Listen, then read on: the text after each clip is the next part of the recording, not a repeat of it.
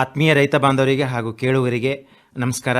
ರೈತ ಬಾಂಧವರೇ, ಇವತ್ತು ನಮ್ಮ ಕೃಷಿ ರಂಗ ಕಿಸಾನ್ವಾಣಿ ಕಾರ್ಯಕ್ರಮದಲ್ಲಿ ಶಿವಮೊಗ್ಗ ಜಿಲ್ಲಾ ತೋಟಗಾರಿಕೆ ಜಂಟಿ ನಿರ್ದೇಶಕರಾದ ಡಾಕ್ಟರ್ ಎ.ಬಿ. ಸಂಜಯ್ ಅವರು ಇದ್ದಾರೆ. ಇವತ್ತು ನಮ್ಮ ಜೊತೆ ಈ ತೋಟಗಾರಿಕೆ ಇಲಾಖೆಯಿಂದ ದೊರೆಯುವ ಸೌಲಭ್ಯಗಳ ಕುರಿತು ಮಾಹಿತಿ ಮಾಡಿಕೊಡ್ಲಿಕ್ಕಿದ್ದಾರೆ. ಪ್ರಥಮವಾಗಿ ಭದ್ರಾವತಿ ಶಿವಮೊಗ್ಗ FM ಆಕಾಶವಾಣಿ ಕೇಂದ್ರದಿಂದ ತಮಗೆ ಸ್ವಾಗತ ಕೋರುತ್ತಾ ನಮಸ್ಕಾರ ಸರ್. ಸರ್ ನಮಸ್ಕಾರ ಸರ್. ಹೇಳಿ ಸರ್, ಈಗ ತೋಟಗಾರಿಕೆ ಇಲಾಖೆಯಿಂದ ಸಾಮಾನ್ಯವಾಗಿ ನಮ್ಮ ರೈತ ಬಾಂಧವರಿಗೆ ದೊರೆತಕ್ಕಂಥ ಸವಲತ್ತುಗಳ ಕುರಿತು ಕಿರುಪರಿಚಯದೊಂದಿಗೆ. ಎಲ್ಲ ರೈತ ಬಾಂಧವರಿಗೆ ಶ್ರೋತೃಗಳಿಗೆ ನಮಸ್ಕಾರ. ಈ ಒಂದು ಅವಕಾಶ ಮಾಡಿಕೊಟ್ಟಂತಹ ಭದ್ರಾವತಿ ಆಕಾಶವಾಣಿಗೂ ಕೂಡ ನಾನು ಧನ್ಯವಾದಗಳನ್ನು ಹೇಳ್ತಾ, ನಮ್ಮ ಜಿಲ್ಲೆಯಲ್ಲಿ ತೋಟಗಾರಿಕೆ ಇಲಾಖೆ ವತಿಯಿಂದ ಸಾಕಷ್ಟು ಹಲವಾರು ಅಭಿವೃದ್ಧಿ ಕಾಮಗಾರಿಗಳು ಅಥವಾ ಯೋಜನೆಗಳನ್ನು ನಾವು ಅನುಷ್ಠಾನ ಮಾಡ್ತಾ ಇದ್ದೀವಿ. ಇದರ ಜೊತೆಯಲ್ಲಿ ನಮ್ಮ ಇನ್ನೊಂದು ಪ್ರಮುಖ ಕೇಂದ್ರ ಪುರಸ್ಕೃತ ಯೋಜನೆ ಅಂದರೆ ಪ್ರಧಾನಮಂತ್ರಿ ಇದು ಕೃಷಿ ಸಿಂಚಾಯಿ ಯೋಜನೆ. ಅಂದರೆ ತೋಟಗಾರಿಕೆ ಬೆಳೆಗಳಿಗೆ ಹೆಚ್ಚು ಒಂದು ನೀರಿನ ಬೇಡಿಕೆ ಇರ್ತದೆ. ಸೊ ಆ ಹೆಚ್ಚು ನೀರಿನ ಬೆಳೆಗಳಿಗೆ ಕೊಡುವಂಥದ್ದು ಇತ್ತೀಚಿನ ಹವಾಮಾನ ಪರಿಸ್ಥಿತಿಯಲ್ಲಿ ತುಂಬ ಕಷ್ಟ ಆಗುತ್ತೆ. ಸೊ ಅದನ್ನು ರೆಗ್ಯುಲೇಟೆಡ್ ಆಗಿ ಅಂದರೆ ನಿಯಮಿತವಾಗಿ ಬೆಳೆಗಳಿಗೆ ನೀರನ್ನು ಉಣಿಸುವ ನಿಟ್ಟಿನಲ್ಲಿ ಈ ಕೃಷಿ ಸಿಂಚಾಯಿ ಯೋಜನೆ ಅಡಿಯಲ್ಲಿ ಡ್ರಿಪ್ ಹನಿ ನೀರಾವರಿ ಯೋಜನೆ ಅಥವಾ ಮೈಕ್ರೋ ಸ್ಪ್ರಿಂಕ್ಲರ್ ಇವುಗಳನ್ನು ರೈತರು ಅನುಷ್ಠಾನ ಮಾಡ್ಕೊಳ್ಳೋದಕ್ಕೆ ಸಹಾಯಧನವನ್ನು ನಾವು ಕೊಡ್ತಾ ಇದ್ದೇವೆ. ಇದರಲ್ಲಿ ಗರಿಷ್ಠ 5 ಹೆಕ್ಟೇರ್ ಪ್ರದೇಶಕ್ಕೆ ಸಹಾಯಧನ ಕೊಡ್ಲಿಕ್ಕೆ ಅವಕಾಶ ಇರ್ತದೆ. 90% ನಾವು ಸಹಾಯಧನ ಕೊಡ್ತೇವೆ. ಇದು ನಮ್ಮ ಪ್ರಮುಖ ಬೆಳೆಗಳಾದಂತಹ ಅಡಿಕೆ ಆಗಿರ್ಬೋದು, ನಮ್ಮ ಜಿಲ್ಲೆಯಲ್ಲಿ ಯಾವುದಾದಿದೆ. ಮತ್ತು ಕಡಿಮೆ ಅಂತರದ ಬೆಳೆಗಳಿಗೆ ಗರಿಷ್ಠ 2 ಹೆಕ್ಟೇರ್ವರೆಗೂ ಅಂದರೆ 5 ಎಕರೆವರೆಗೂ ಕೊಡ್ತೀವಿ. ಅಂತರ ಜಾಸ್ತಿ ಇದ್ದಲ್ಲಿ ಅವಕ್ಕೆ ನಾವು 5 ಹೆಕ್ಟೇರ್ವರೆಗೂ ಅಂದರೆ 12.5 ಎಕರೆವರೆಗೂ ನಾವು ಸಹಾಯಧನವನ್ನು ಕೊಡಲಿಕ್ಕೆ ಅವಕಾಶ ಇರ್ತದೆ. 90% ಸಹಾಯಧನ ಕೊಡಲಿಕ್ಕೆ ಅವಕಾಶ ಇರ್ತದೆ. ಸೊ ಇದು ಕೇಂದ್ರ ಪುರಸ್ಕೃತ ಯೋಜನೆ. ಇನ್ನೊಂದು ರಾಜ್ಯ ವಲಯ ಯೋಜನೆ ಅಡಿಯಲ್ಲಿ ತಮಗೆ ಎಲ್ಲ ತಿಳಿದಿದೆ, ಈ ಜೇನು ಕೃಷಿ ಮಾಡಲಿಕ್ಕೆ ಸಾಕಷ್ಟು ನಮ್ಮ ಜಿಲ್ಲೆಯಲ್ಲಿ ಮಲೆನಾಡು ಪ್ರದೇಶಗಳಲ್ಲಿ ಸಾಕಷ್ಟು ಅವಕಾಶ ಇರ್ತದೆ.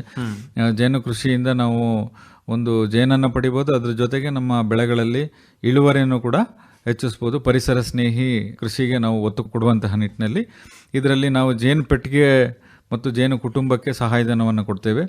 ಸಾಮಾನ್ಯ ವರ್ಗದ ರೈತರಿಗೆ 75%, ಪರಿಶಿಷ್ಟ ಜಾತಿ ಪಂಗಡದ ರೈತರಿಗೆ 90%. ಅಂದರೆ ಸಾಮಾನ್ಯ ವರ್ಗದ ರೈತರಿಗೆ ಜೇನು ಪೆಟ್ಟಿಗೆ ಮತ್ತು ಕುಟುಂಬ ಖರೀದಿಗೆ 3,375 ಪ್ರತಿ ಪೆಟ್ಟಿಗೆ ಕೊಡ್ತೀವಿ.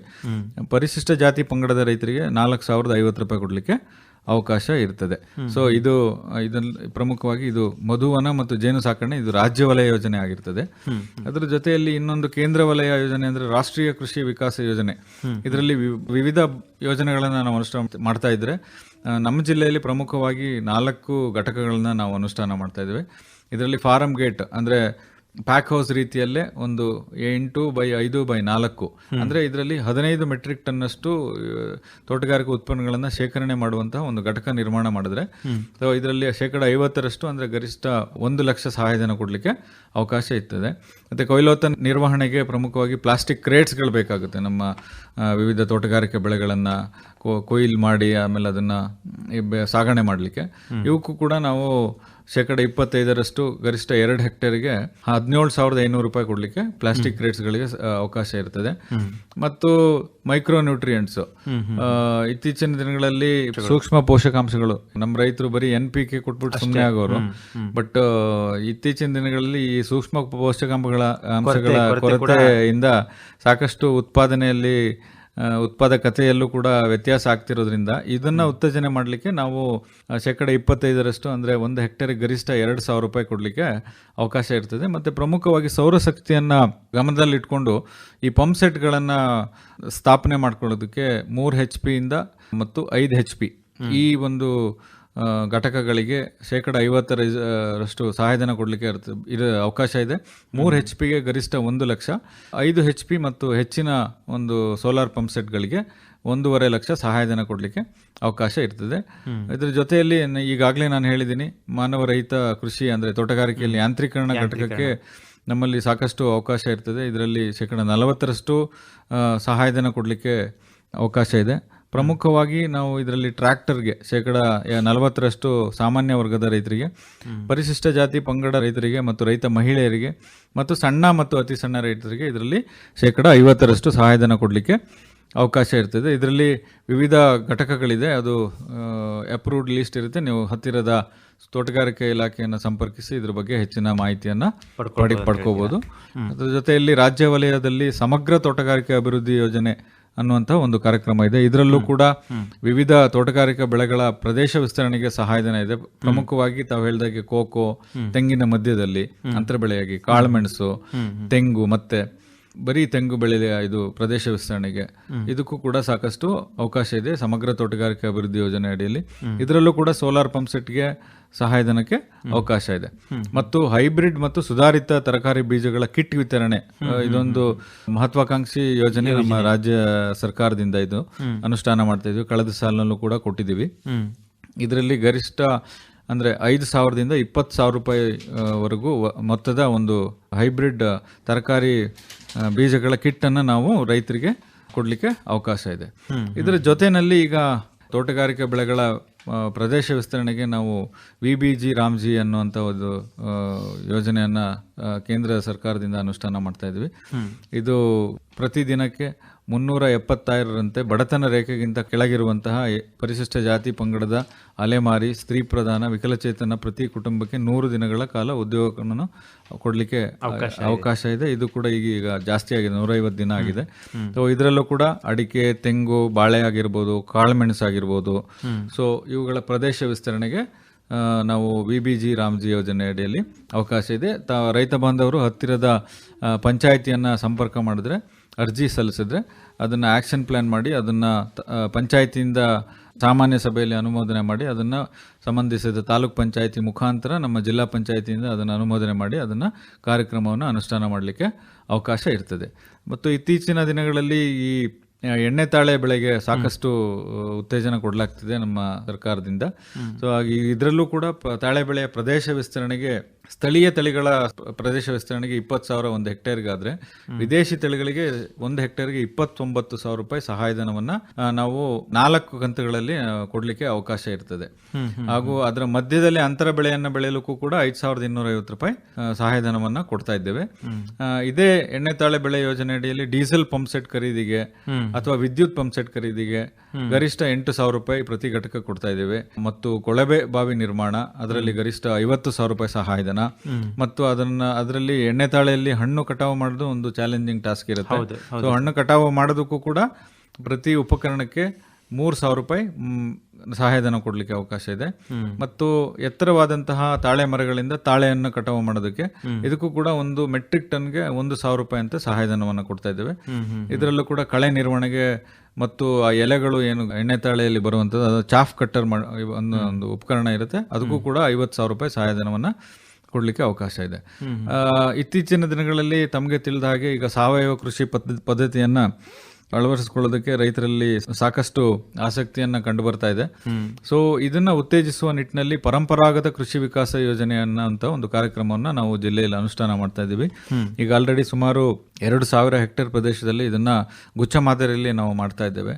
ಇದರಲ್ಲಿ ವಿವಿಧ ತೋಟಗಾರಿಕೆ ಬೆಳೆಯನ್ನು ಬೆಳೆಯುವಂತಹ ರೈತರು ಗುಂಪಾಗಿ ಈ ಒಂದು ಯೋಜನೆಯಲ್ಲಿ ಸಹಾಯಧನವನ್ನು ಪಡಲಿಕ್ಕೆ 3 ವರ್ಷ ನಾವು ಸಹಾಯಧನವನ್ನು ಕೊಡ್ತೇವೆ.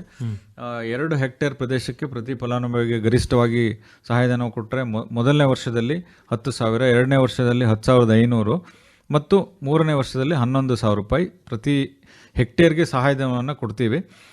ಇದು ನಾವು ನಮ್ಮ ಸಾಗರ, ಶಿಕಾರಿಪುರ ಮತ್ತು ಸೊರಬ ತಾಲೂಕುಗಳಲ್ಲಿ ಈಗ ಅನುಷ್ಠಾನ ಮಾಡ್ತಾ ಇದ್ದೇವೆ. ಈ ಸಾವಯವ ಕೃಷಿ ಉತ್ತೇಜಿಸುವ ನಿಟ್ಟಿನಲ್ಲಿ ವಿವಿಧ ಘಟಕಗಳು, ರೈತರು ಆಸಕ್ತಿ ಇರುವಂತಹ ಸಾವಯವ ಗೊಬ್ಬರ ಆಗಿರ್ಬೋದು ಅಥವಾ ಕೌಮ್ಯಾಟ್ ಆಗಿರ್ಬೋದು ಮತ್ತು 21 ಘಟಕಗಳಿದೆ. ತಾವು ನಮ್ಮ ಇಲಾಖೆಯನ್ನು ಸಂಪರ್ಕಿಸಿದ್ರೆ ಅದ್ರ ಬಗ್ಗೆ ನಿಮಗೆ ಹೆಚ್ಚಿನ ಒಂದು ಮಾಹಿತಿಯನ್ನು ಕೊಡ್ತಾ ಇದ್ದೇವೆ. ಇವರಿಗೆ ರೈತರಿಗೆ ಮಾಹಿತಿ ನೀಡೋ ನಿಟ್ಟಿನಲ್ಲಿ ನಾವು ಸರ್ವಿಸ್ ಪ್ರೊವೈಡರ್ಸ್ ಕೂಡ ನಾಮಿನೇಟ್ ಮಾಡ್ಕೊಂಡಿದ್ದೀವಿ, ರೈತ ಉತ್ಪಾದಕ ಕಂಪನಿಗಳನ್ನು.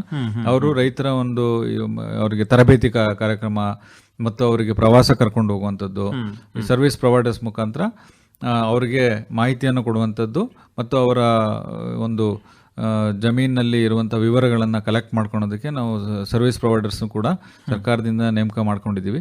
ಅದನ್ನು ಮತ್ತೆ ಅದೆಲ್ಲ ಆದಮೇಲೆ 1, 2, 3 IC1, IC2, IC3 ಅಂತೇಳಿ ಸರ್ಟಿಫಿಕೇಟ್ ಕೊಟ್ಟ ಮೇಲೆ ಅವರು ಆ ಒಂದು ಏನು ಅವರ ಉತ್ಪನ್ನ ಇದೆ ಅದನ್ನು ಸಾವಯವ ಅಂತ ಹೇಳಿ ಬದಲಾವಣೆ ಮಾಡಿಕೊಂಡು ಹೆಚ್ಚಿನ ಒಂದು ಮಾರುಕಟ್ಟೆ ದರವನ್ನು ಪಡಲಿಕ್ಕೆ ಅವಕಾಶ ಇರ್ತದೆ. ಸಾರ್ವಜನಿಕರ ಒಂದು ಆರೋಗ್ಯದ ದೃಷ್ಟಿಯಿಂದ ಈ ಒಂದು ಕಾರ್ಯಕ್ರಮವನ್ನು ನಾವು ಅನುಷ್ಠಾನ ಮಾಡ್ತಾ ಇದ್ದೀವಿ. ಅದರ ಜೊತೆಯಲ್ಲಿ ತೋಟಗಾರಿಕೆ ಬೆಳೆಗಳ ಕೀಟ ರೋಗ ನಿರ್ವಹಣೆ ಸಮಗ್ರ ನಿಯಂತ್ರಣ ಯೋಜನೆ ಅನ್ನುವಂಥದ್ದು ಒಂದು ಕಾರ್ಯಕ್ರಮ ಮಾಡ್ತಾ ಇದ್ವಿ. ಇದರಲ್ಲೂ ಕೂಡ ಸಾಮಾನ್ಯ ವರ್ಗದ ರೈತರಿಗೆ ಪ್ರತಿ ಹೆಕ್ಟೇರ್ಗೆ 7,500 ರೂಪಾಯಿ ಸಹಾಯಧನವನ್ನು ಕೊಡಲಿಕ್ಕೆ ಅವಕಾಶ ಇರ್ತದೆ.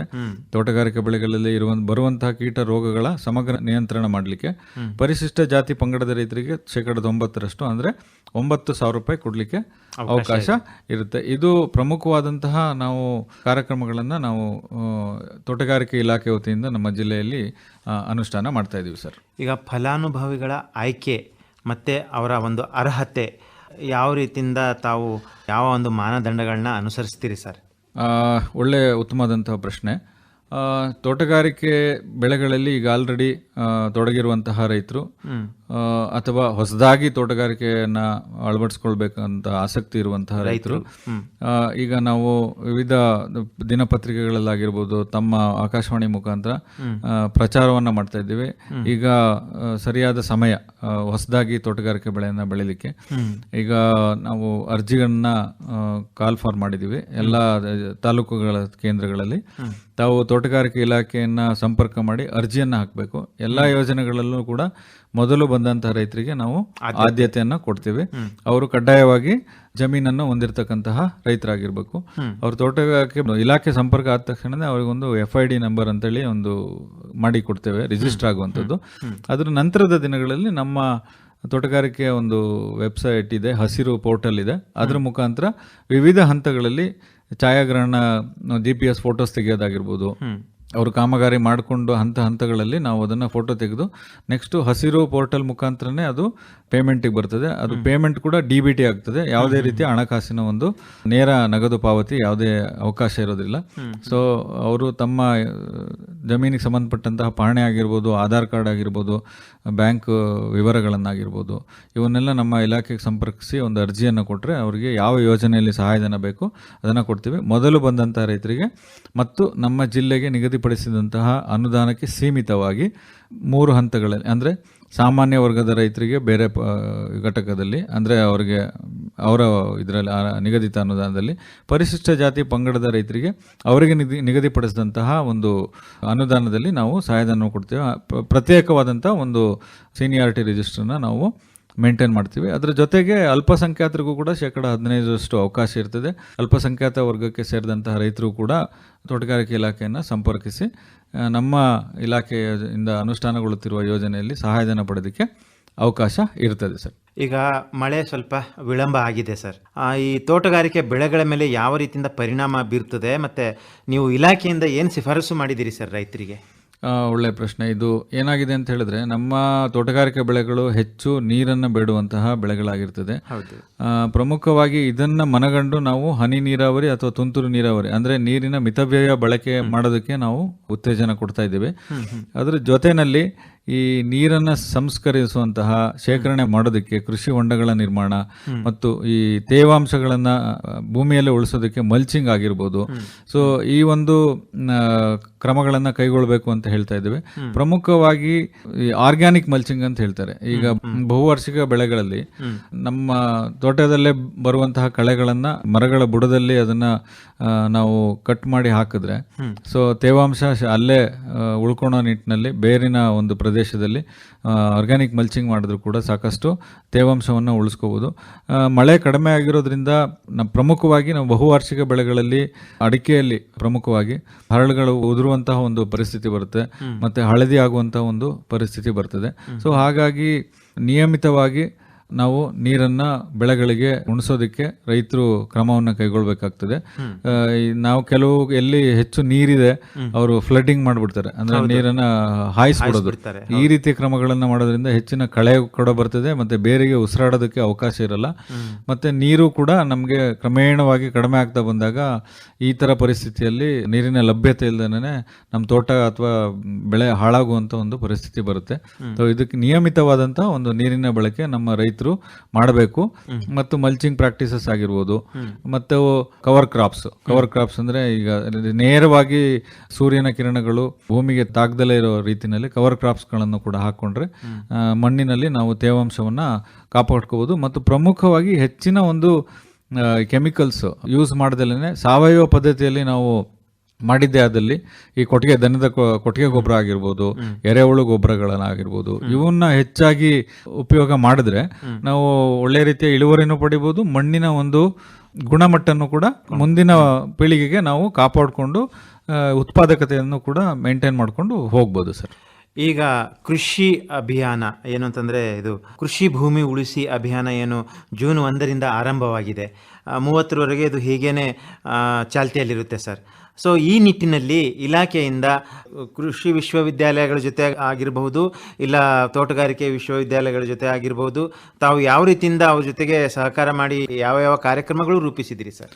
ನಮ್ಮ ಭೂಮಿಯನ್ನು ಉಳಿಸ್ಕೊಳ್ಳೋ ನಿಟ್ಟಿನಲ್ಲಿ ನಾವು ತೋಟಗಾರಿಕೆ ಇಲಾಖೆಯ ಪಾತ್ರ ಹೆಚ್ಚಾಗಿರ್ತದೆ. ಯಾಕಂತ ಹೇಳಿದ್ರೆ ಇಲ್ಲಿ ನಮ್ಮ ಜಿಲ್ಲೆಯಲ್ಲಿ ಸಾಕಷ್ಟು ಬಹುವಾರ್ಷಿಕ ಬೆಳೆಗಳನ್ನು ರೈತರು ಬೆಳೀತಾ ಇದ್ದಾರೆ. ಹೌದು ಸರ್. ನಾವು ಈ ಸಾವಯವ ಪದ್ಧತಿಯಲ್ಲಿ ಕೀಟ ಮತ್ತು ರೋಗಗಳ ನಿಯಂತ್ರಣ ಮಾಡೋದಕ್ಕೆ ಏನೇನು ಕಾರ್ಯಕ್ರಮಗಳು ಮಾಡಬೇಕು ಈಗಾಗಲೇ ನಾನು ಹೇಳಿದ್ದೀನಿ. ಪರಂಪರಾಗತ ಕೃಷಿ ವಿಕಾಸ ಯೋಜನೆ, ಸಾವಯವ ಪದ್ಧತಿಯಲ್ಲಿ ಕೀಟಗಳನ್ನು ಮತ್ತು ರೋಗಗಳನ್ನು ನಿರ್ವಹಣೆ ಮಾಡೋ ನಿಟ್ಟಿನಲ್ಲಿ ನಾವು ಯೂನಿವರ್ಸಿಟಿ ಸೈಂಟಿಸ್ಟ್ ವಿಜ್ಞಾನಿಗಳ ಜೊತೆಗೆ ನಾವು ಹೋಬಳಿ ಮಟ್ಟದಲ್ಲಿ ಈ ಕೀಟಗಳ ಮತ್ತು ರೋಗಗಳ ನಿರ್ವಹಣೆ ಯಾವ ರೀತಿ ಮಾಡಬಹುದು ಅನ್ನೋ ಒಂದು ಸಾಕಷ್ಟು ಕಾರ್ಯಕ್ರಮಗಳನ್ನು ನಾವು ಹೋಬಳಿ ಮಟ್ಟದಲ್ಲೂ ಕೂಡ ಆಯೋಜನೆ ಮಾಡ್ತೀವಿ. ಅದ್ರ ಜೊತೆಯಲ್ಲಿ ಜಿಲ್ಲಾ ಮಟ್ಟದಲ್ಲಿ, ತಾಲೂಕು ಮಟ್ಟದಲ್ಲಿ ಎಲ್ಲದರಲ್ಲೂ ಕೂಡ ನಾವು ಈ ವಿಶ್ವವಿದ್ಯಾಲಯದ ವಿಜ್ಞಾನಿಗಳನ್ನು ಒಳಗೊಂಡಂತೆ ಸಾಕಷ್ಟು ಕಾರ್ಯಕ್ರಮಗಳನ್ನು, ರೈತರಿಗೆ ಮಾಹಿತಿ ನೀಡೋ ಶಿಬಿರಗಳನ್ನು ಕೂಡ ನಾವು ಮಾಡ್ತಾ ಇದ್ದೇವೆ.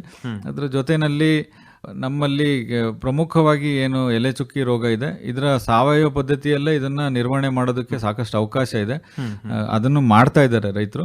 ಬಟ್ ಕೆಲವು ಕಡೆ ಈಗ ರೆಗ್ಯುಲರ್ ಆಗಿ ಎಲ್ಲಿ ಅಡಿಕೆ ಬೆಳೆಯಲ್ಲ, ಅಂದ್ರೆ ಉದಾಹರಣೆಗೆ ನಮ್ಮ ಭದ್ರಾವತಿ ತಾಲೂಕು ಆಗಿರ್ಬೋದು, ಸ್ವಲ್ಪ ಮೈದಾನ ಪ್ರದೇಶದಲ್ಲಿ ಏನು ಅಡಿಕೆ ಈಗ ಹೊಸದಾಗಿ ಪ್ರದೇಶ ವಿಸ್ತರಣೆ ಮಾಡ್ತಾ ಇದ್ದಾರೆ. ಸೊ ಅಲ್ಲಿ ಸ್ವಲ್ಪ ಈ ಕೆಮಿಕಲ್ ಔಷಧಿಗಳನ್ನು, ರಾಸಾಯನಿಕ ಔಷಧಿಗಳನ್ನು ಯಥೇಚ್ಛವಾಗಿ ಬಳಸೋ ಒಂದು ಸಂದರ್ಭ ಬರ್ತಾ ಇದೆ. ಸೊ ಅವರಲ್ಲೂ ಕೂಡ ಒಂದು ಸ್ವಲ್ಪ ಈ ಸಾವಯವ ಪದ್ಧತಿಯಲ್ಲಿ ರೋಗ ಮತ್ತು ಕೀಟಗಳ ನಿರ್ವಹಣೆ ಮಾಡೋ ನಿಟ್ಟಿನಲ್ಲಿ ನಾವು ನಮ್ಮ ಹೋಬಳಿ ಮಟ್ಟದಲ್ಲಿ ತರಬೇತಿ ಕಾರ್ಯಾಗಾರಗಳನ್ನು ಆಯೋಜನೆ ಮಾಡ್ತೀವಿ ಮುಂದಿನ ದಿನಗಳಲ್ಲಿ. ಒಟ್ಟಾರೆಯಾಗಿ ರಾಜ್ಯ ಮಟ್ಟದ, ರಾಷ್ಟ್ರ ಮಟ್ಟದ ಮತ್ತು ಜಿಲ್ಲಾ ವಲಯ ಮಟ್ಟದ ಒಂದು ಯೋಜನೆಗಳ, ಅಂದರೆ ತೋಟಗಾರಿಕೆ ಯೋಜನೆಗಳ ಕುರಿತು ಸಾರಾಂಶ ರೂಪದಲ್ಲಿ ಏನು ಹೇಳೋಕ್ಕೆ ಇಷ್ಟಪಡ್ತೀರಾ ಸರ್? ತೋಟಗಾರಿಕೆ ಅಂದರೆ ಕೃಷಿ ಯಾವತ್ತೂ ಕೂಡ ನಮ್ಮ ರೈತರನ್ನ ಕೈ ಬಿಡೋದಿಲ್ಲ. ಸೊ ಈ ನಮ್ಮ ಇತ್ತೀಚಿನ ದಿನಗಳಲ್ಲಿ ಯುವಕರು ತಮ್ಮಲ್ಲಿ ಅಥವಾ ತಮ್ಮ ತಂದೆ ತಾಯಿ ಹೆಸರಲ್ಲಿ ಇರುವಂತಹ ಜಮೀನನ್ನ ಬಿಟ್ಟು ಸುಲಭದ ರೀತಿಯಲ್ಲಿ ದುಡಿಮೆ ಮಾಡಲಿಕ್ಕೆ ಪೇಟೆ ಪಟ್ಟಣಗಳನ್ನು ಸೇರ್ತಾ ಇದ್ದಾರೆ. ಸೊ ಆ ಒಂದು ನಿಟ್ಟಿನಲ್ಲಿ ತೋಟಗಾರಿಕೆಯಲ್ಲಿ ಸಾಕಷ್ಟು ಅವಕಾಶಗಳಿದೆ. ನಮ್ಮ ತೋಟಗಾರಿಕೆ ಬೆಳೆಗಳನ್ನು ಹೈ ವ್ಯಾಲ್ಯೂ ಕ್ರಾಪ್ಸ್ ಅಂತ ಹೇಳ್ತಾರೆ. ಸೊ ಪಟ್ಟಣದಲ್ಲಿ ಈಗ ಏನಾಗಿದೆ ಅಂದರೆ ಉಲ್ಟಾ ಆಗ್ತಾ ಇದೆ. ಪಟ್ಟಣದಲ್ಲಿರುವವರು ಇಲ್ಲಿ ಹಳ್ಳಿಗಳಿಗೆ ಬಂದು 1 ಎಕರೆ 2 ಎಕರೆ ಜಮೀನು ತಗೊಂಡು ಏನಾದರೂ ಹೊಸ ರೀತಿಯ ಬೆಳೆಗಳನ್ನು ಮಾಡೋದಕ್ಕೆ ಪ್ರಯತ್ನ ಮಾಡ್ತಿದೆ. ಬಟ್ ಹಳ್ಳಿಯಲ್ಲಿರುವಂತಹ ಯುವಕರು ಪಟ್ಟಣ ಸೇರ್ತಾ ಇದ್ದಾರೆ. ಸೊ ಇದು ಉಲ್ಟಾ ಆಗ್ತಾ ಇದೆ. ಸೊ ನಾನು ಹೇಳ್ತೀನಿ ಏನಪ್ಪಾ ಅಂತ ಹೇಳಿದ್ರೆ, ಫ್ಯೂಚರ್ ಈಸ್ ಅಗ್ರಿಕಲ್ಚರ್. ನಮಗೆ ಏನಾದ್ರೂ ಒಂದು ಮುಂದೆ ಜೀವನ ಮಾಡಬೇಕು ಅಥವಾ ಜೀವನದ ಏನೋ ಒಂದು ಆಸೆ ಇದೆ ಅಂದ್ರೆ ಅದು ಕೃಷಿ ಅಂತ ಹೇಳ್ತೀರಾ? ಕೃಷಿ, ತೋಟಗಾರಿಕೆ ಇವೆಲ್ಲ ಯಾವತ್ತೂ ಕೂಡ ಇದಕ್ಕೆ ಅಂತ್ಯ ಅನ್ನೋದೇ ಇರೋದಿಲ್ಲ. ಹೌದು. ಸೊ ಹಾಗಾಗಿ ಒಂದು ಸಂಸ್ಕೃತ ಶ್ಲೋಕನೇ ಇದೆ, ಕೃಷಿತೋ ನಾಸ್ತಿ ದುರ್ಭಿಕ್ಷಂ. ಆ ನಿಟ್ಟಿನಲ್ಲಿ ಯಾವತ್ತೂ ಕೂಡ ನಮಗೆ ಅಂತ ಪರಿಸ್ಥಿತಿ ಬರಲ್ಲ. ನಾನು ಕೂಡ ಒಬ್ಬ ರೈತನ ಮಗನಾಗಿ ನಾವು ಈ ಒಂದು ಹಂತಕ್ಕೆ ಬಂದಿದ್ದೀವಿ ಅಂತ ಹೇಳಿದ್ರೆ ನಮ್ಮ ತಂದೆಯವರು ಮಾಡಿದಂತಹ ಕೃಷಿ. ಸೊ ಇವತ್ತು ಕೂಡ ಅವರು ಕೃಷಿ ಮಾಡ್ತಾ ಇದ್ದಾರೆ. ಅವರು ಸುಮಾರು 78 ವರ್ಷದ ವಯಸ್ಸಾಗಿದೆ ಅವರಿಗೆ. ಇವತ್ತು ಅವರು ಆರೋಗ್ಯವಾಗಿದ್ದಾರೆ. ಯಾಕಪ್ಪ ಅಂತ ಹೇಳಿದ್ರೆ ಅವರು ಕೃಷಿಯಲ್ಲಿ ತೊಡಗಿಸ್ಕೊಂಡಿದ್ದಾರೆ. ಸೊ ಈ ನಿಟ್ಟಿನಲ್ಲಿ ನಾನು ಹೇಳೋದಿಷ್ಟೇ, ಯುವಕರಾಗಿರ್ಬೋದು, ಯಾರೇ ಆಗಿರ್ಬೋದು, ವಿದ್ಯಾವಂತರಾಗಿ ಅದರ ಜೊತೆಗೆ ಕೃಷಿಯನ್ನು ಬಿಡಬೇಡಿ. ಕೃಷಿ ಯಾವತ್ತೂ ನಮ್ಮನ್ನ ಕೈ ಬಿಡೋದಿಲ್ಲ, ಕೈ ಹಿಡ್ದೇ ಹಿಡಿತದೆ. ಮುಂದಿನ ಪೀಳಿಗೆಗೆ ನಮ್ಮ ಮಣ್ಣನ್ನು ಉಳಿಸ್ಕೋಬೇಕು ಮತ್ತು ಆರೋಗ್ಯವನ್ನು ಕೂಡ ಕಾಪಾಡ್ಕೋಬೇಕು ಅನ್ನೋ ನಿಟ್ಟಿನಲ್ಲಿ ನಾನು ಎಲ್ಲರಲ್ಲೂ ಕೋರ್ಕೊಳ್ತಾ ಇದ್ದೀನಿ. ಹೆಚ್ಚಿನ ಮಾಹಿತಿ ಪಡೆಯುವುದಾದಲ್ಲಿ ಈಗಾಗಲೇ ತಾವು ಹೇಳಿದ್ದೀರಾ, ಹತ್ತಿರದ ಒಂದು ರೈತ ಸಂಪರ್ಕ ಕೇಂದ್ರ ಇಲ್ಲವೇ ತೋಟಗಾರಿಕೆ ಇಲಾಖೆ ಸಹಾಯಕ ನಿರ್ದೇಶಕರ ಕಚೇರಿನ ತಾವು ಸಂಪರ್ಕಿಸ್ಬೋದು ಅಂತ ಹೇಳಿದಿರಿ. ಆದರೂ ಈಗ ದೂರವಾಣಿ ಸಂಖ್ಯೆ ಕೊಡುವುದಾದರೆ, ನಮ್ಮ ಎಲ್ಲ ತಾಲೂಕುಗಳಲ್ಲೂ ಹಿರಿಯ ಸಹಾಯಕ ತೋಟಗಾರಿಕಾ ನಿರ್ದೇಶಕರು ಇರ್ತಾರೆ ಮತ್ತು ರೈತ ಸಂಪರ್ಕ ಕೇಂದ್ರ ವ್ಯಾಪ್ತಿಯಲ್ಲಿ ಸಹಾಯಕ ತೋಟಗಾರಿಕಾ ಅಧಿಕಾರಿಗಳು ಇರ್ತಾರೆ. ಅವರನ್ನು ಸಂಪರ್ಕ ಮಾಡ್ಬೋದು. ನನ್ನ ವೈಯಕ್ತಿಕ ನಂಬರನ್ನು ಕೂಡ ನಾನು ಹೇಳಲಿಕ್ಕೆ ಬಯಸ್ತೇನೆ.